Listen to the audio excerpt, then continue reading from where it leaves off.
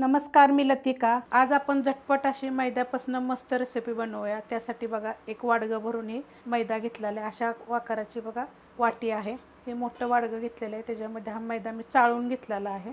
300 ते 350 ग्रॅम हा मैदा आहे। त्यात टाकायचे आपल्याला चवीप्रमाणे मीठ, त्यात टाकायचे आपल्याला थोडंसं एकदम तेल, साधंच तेल टाकायचे। गरम बिरम जरी नाही टाकलं तरी चालेल, एक 2 चमचे छोटे टाकले तरी पण चालू शकतं। आता ह्यात आपल्याला पाणी टाकायचं आहे। तर कोणतं पाणी टाकायचं माहिती आहे का? एकदम कोमट पाणी घेतलेलं आहे बघा, हलकं कोमट पाणी घेतलेलं आहे। पहिले हे चांगलं मिक्स करून घ्यायचं।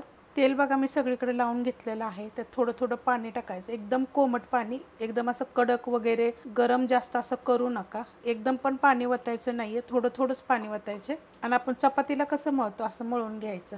मस्त असं बघा हे मी मळून घेतलेलं आहे अशा पद्धती। जास्त असं घट्ट वगैरे मी केलेलं नाहीये, हलकंसं। ह्याच्यावर थोडंसं आपल्याला तेल टाकायचं आहे आणि थोडंसं परत मळून घ्यायचं। तेल लावल्यानंतर बघा मी थोडंसं परत मळून घेतलेलं आहे। वरून थोडंसं तेलाचा हात असा लावून घेते आणि ह्याच्यावर आपल्याला एक कॉटनचा कपडा, असा मलमली कपडा वगैरे तुमच्याकडे जर असला तर झाकून ठेवा, नाही तर प्लेटनं जरी झाकलं तरी चालू शकते। आता हे काय 20 मिनिटासाठी मी झाकून ठेवणार आहे। 20 मिनिटं बघा मी झाकून ठेवलं होतं। आता त्याला काय करायचं, थोडंसं मळून घ्यायचं। मस्त असं बघा मी मळून घेतलेलं आहे। आता आपण बनवायला घेऊया। वाटी घेतलेली आहे, त्याच्यामध्ये बघा मी 2 चमचे तूप घेतलेलं आहे ह्या चमच्याच्या मापानं। त्या चमच्याच्या मापानं 1 चमचा मैदा घेतलेला आहे, अर्धा चमचा टाकणार आहे आणि अर्धा कॉर्नफ्लॉवर घेतलेला आहे। नुसता मैदा जरी घेतला तरी चालेल, एक घेतला होता पण मी अर्धाच टाकत आहे।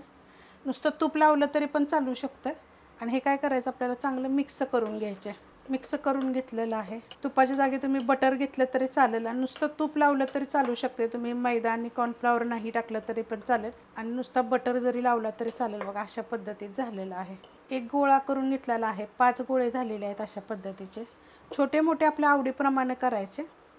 जरी खाली आता मैदा जरी नाही घेतला तरी पण चालू शकते। आणि आता आपण काय करू, ह्याला थोडंसं पहिलं लाटून घेऊया। लाटून घेतलेलं आहे छोटंसं। आता ह्याच्यावर आपण थोडं थोडंसं लावून घेऊ, जास्त लावायची गरज नाही, थोडं थोडंसंच लावायचं। मस्त असं लावून घेतलेलं, एकदम थोडंसंच लावलेलं आहे पण पसरून घेतलेलं आहे। चांगलं होता होईल एवढं सगळीकडे पसरून घ्यायचं। आपण ह्याला काय करू, आता एक अशी चीर मारून घेऊया, कट करून घ्यायचं। आणि ह्याला काय करायचं आपल्याला माहिती आहे, कसं गुंडळायचं अशा पद्धतीमध्ये, दाबून गुंडळायचं, लूज नाही ठेवायचं। असा आकार करून घेतलेला आहे।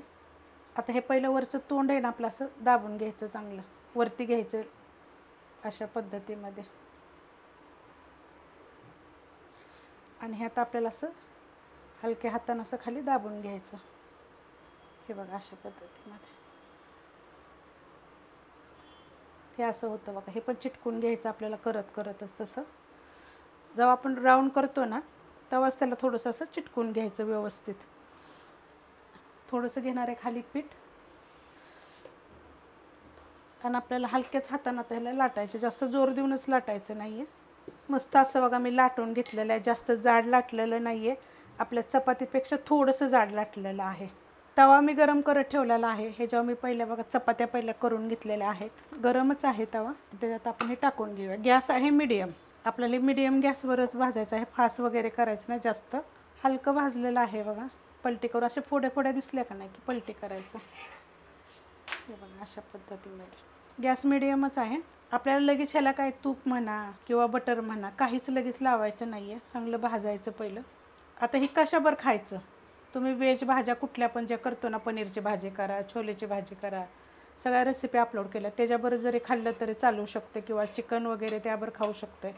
आम्ही कधीतरी 2-3 महिन्यातून एकदा हे करतो, मुलांना खूप आवडतं। तुम्ही पण एकदा जरूर करून बघा आणि रेसिपी कशी वाटली जरा मला तुम्ही कमेंट करून पण सांगा। आता हे मी लावलेलं आहे तूप, थोडंसं वितळून घेतलेलं आहे मी। हे बघा किती मस्त अशी फुगलेली आहे। सगळ्या साठून चांगले भाजायचं। तर मैद्याचं कसं माहिती आहे का, मैदा जरा जास्त खाण्यात येतच नाही आहे, पण कधीतरी असं 7-8 महिन्यातून एकदा असं मुलांना मी करून देते, तर तुम्ही पण जरूर करा। खूप सारे असे पदर सुटतात आतमध्ये, खूप गरम आहे। आता हे तुम्हाला मी तोडून पण दाखवलं, असं फुगल्यानंतर तुम्हाला कळतात, एकदम छान असं होतं। पण असं सगळीकडून दाबून दाबून चांगला भाजून घ्यायचा, जेवढा होता होईल एवढं। चपातीच्या वगैरे सगळ्या रेसिपी मी अपलोड केलेल्या आहेत, राहिलेलं मी अशा पद्धतीनं बनवून घेते। रेसिपी आवडली तर लाईक करा, सबस्क्राईब करा, कमेंट करा आणि शेअर बी करा।